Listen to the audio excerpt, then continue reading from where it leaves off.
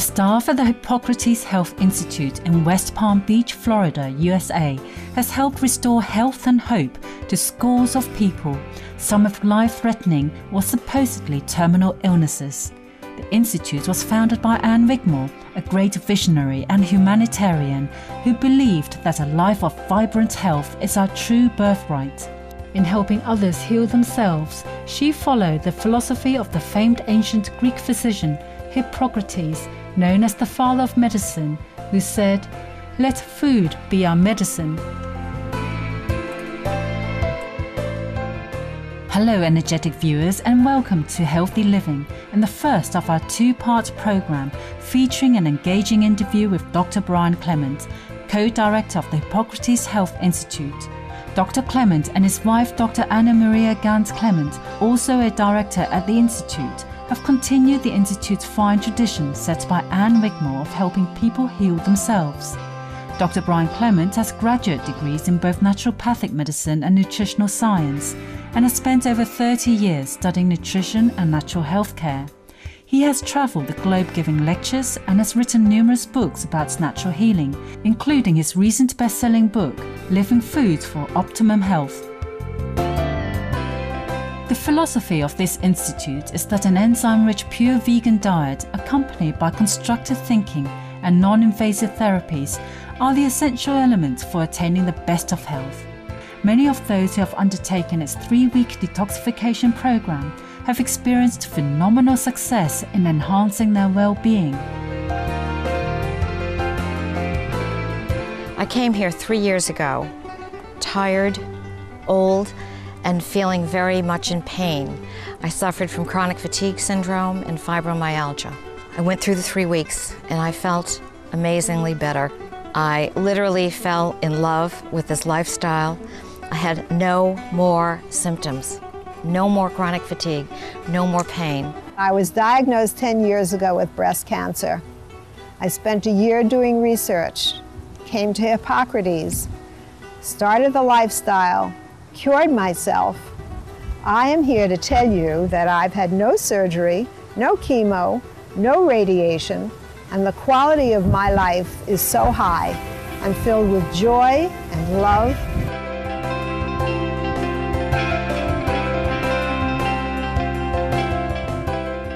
Brian Clement begins by discussing the many dangers associated with the consumption of animal protein. Major problems have occurred since humans, in minority but in great part, have moved towards an animal-based diet. Globally, approximately 60% of the world's population is primarily vegetarian still. The anthropologists are way off track when they say we were generally meat consumers and that we moved into eating vegan diets. The truth of the matter is we were vegans and in some cases vegetarian, and a small part of the population, generally in the developed countries. And when you look at the history of why that happened and how it occurred, it was a very calculated process of marketing from both the meat and dairy industry that convinced all of us, and most of your listeners there, I know they convinced me, even in formal education, that our bodies would literally fall apart without meat. And the only true protein is an animal source protein. This is completely bizarre by the mere fact that every drop of protein on this planet comes via the photosynthesis process.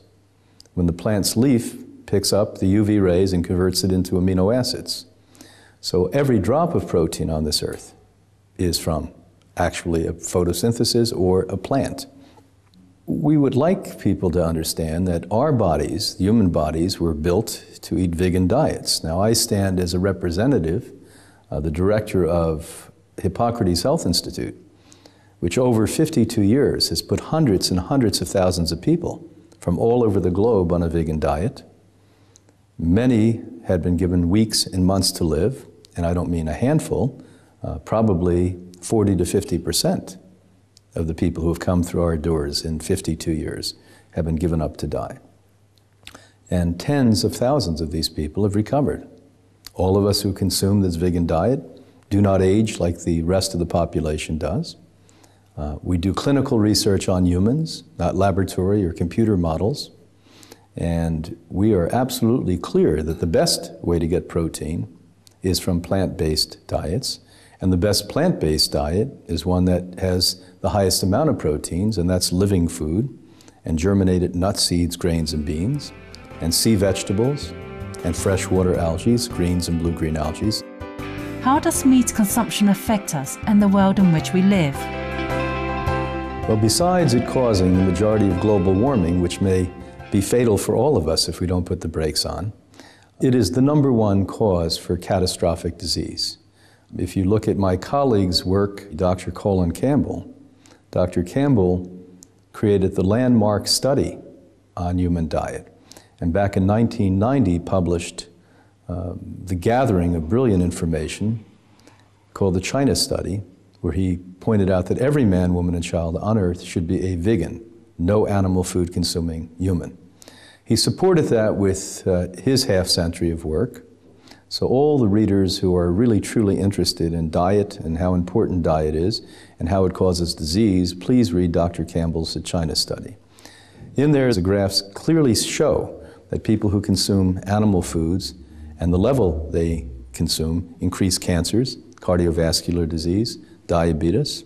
I believe it contributes to mental illness, and we have wide evidence of this over the decades. We've done studies on this. Beyond all of that, it actually changes the mood of people. That's why if you go to cultures that are pretty much plant-based cultures, compared to the cultures that we're living in now, there is far less aggression, far more compassion. If we're consuming an animal at a time of fear, we as scientists can show you that that biochemistry, the adrenaline, goes into the human body and in part hormonally changes the psychiatry or psychology of an individual.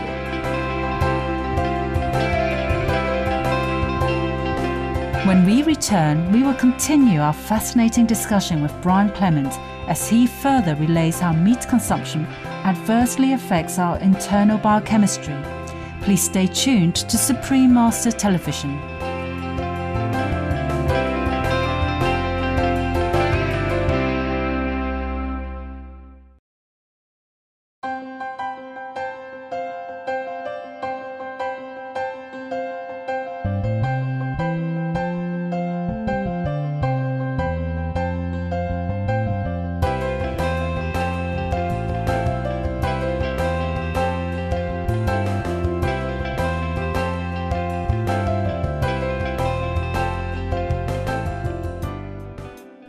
Welcome back to Healthy Living and our interview with Dr. Brian Clement, co-director of the Hippocrates Health Institute, a healing and teaching center in West Palm Beach, Florida, USA, which has improved or saved the lives of countless people by helping them shift to an enzyme-rich, pure vegan diet.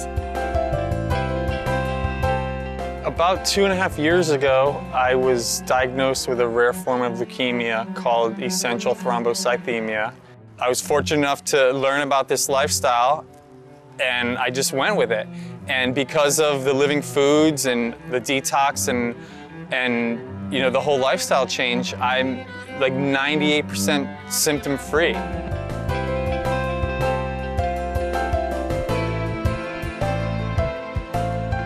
Dr. Clement explains that while meat consumption has a very negative effect on many parts of the body, its detrimental impacts are especially evident in our blood.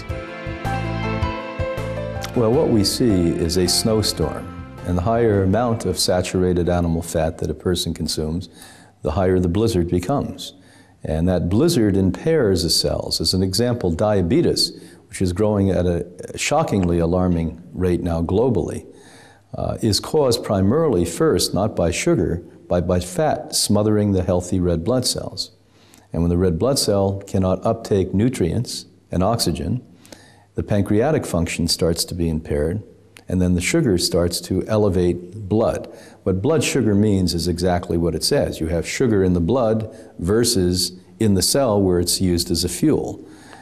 Even the typical vegan diet or vegetarian diet today has abnormal amounts of sugar in it.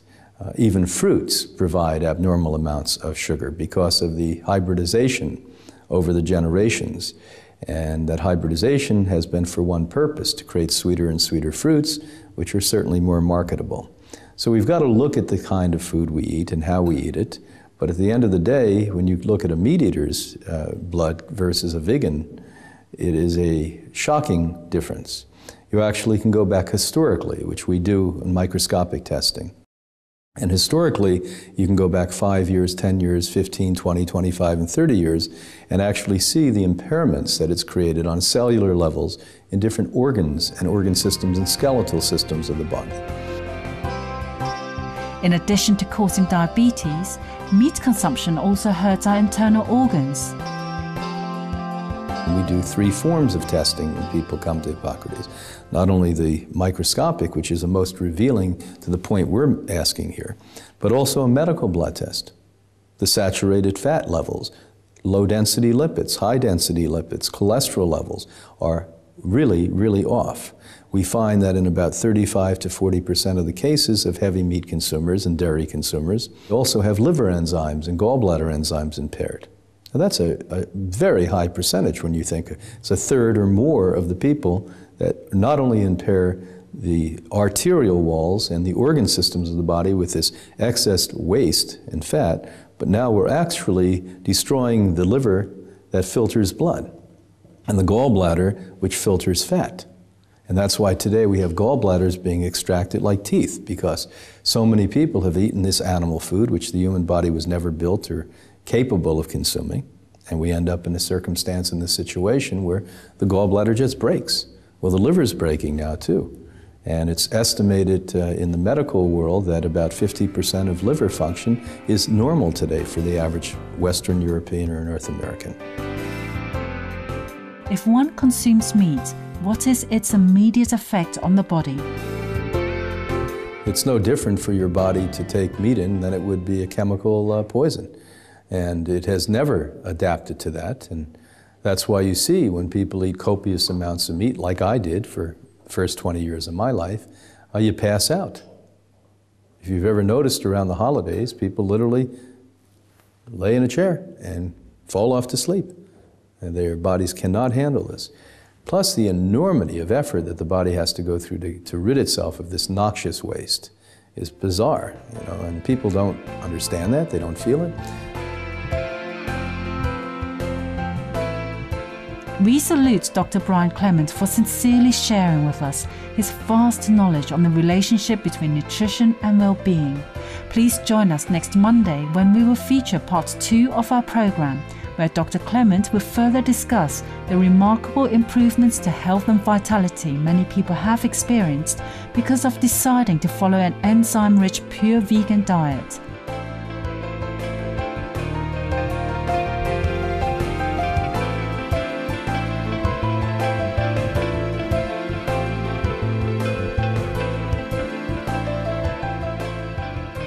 Thank you for being with us for this edition of Healthy Living.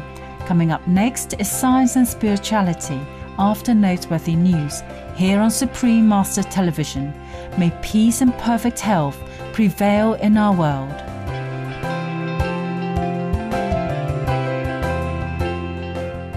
For more details, please visit www.suprememastertv.com/HL.